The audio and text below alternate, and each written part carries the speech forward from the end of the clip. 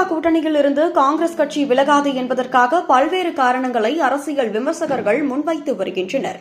2029 லோக்சபா தேர்தலில் மத்தியில் ஆட்சியை பிடிக்க வேண்டும் என்றால் தமிழ்நாட்டில் அனைத்து தொகுதிகளையும் வெல்லும் திமுக கூட்டணி காங்கிரசுக்கு தவிர்க்க முடியாததாக உள்ளது.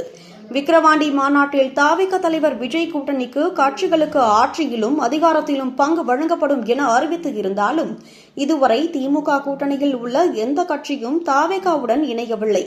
காங்கிரஸ் கட்சிக்கு சிலர் விஜய்க்கு ஆதரவாக பேசினாலும் தாவேகாவின் அடிப்படை கட்டமைப்பு மீது கட்சி தலைமையிடம் கடும் சந்தேகம் நிலவுகிறது. கடந்த 10 ஆண்டுகளாக மத்தியில் எதிர்க்கட்சித் தலைவர் பதவியையே பெற முடியாத காங்கிரசுக்கு ராகுல் காந்தியை பிரதமர் வேட்பாளராக வெளிப்படையாக ஏற்ற ஒரே முதல்வர் ஸ்டாலின் மட்டுமே. மேலும் இந்தியா கூட்டணியில் இதுவரை எந்த கட்சியும் விலகாத நிலையில் தமிழ்நாட்டின் மொத்த தொகுதிகளையும் வென்று தரும் திமுகவை கைவிட காங்கிரஸ் தயாராக இல்லை என விமர்சகர்கள் உறுதியாக தெரிவிக்கின்றனர்.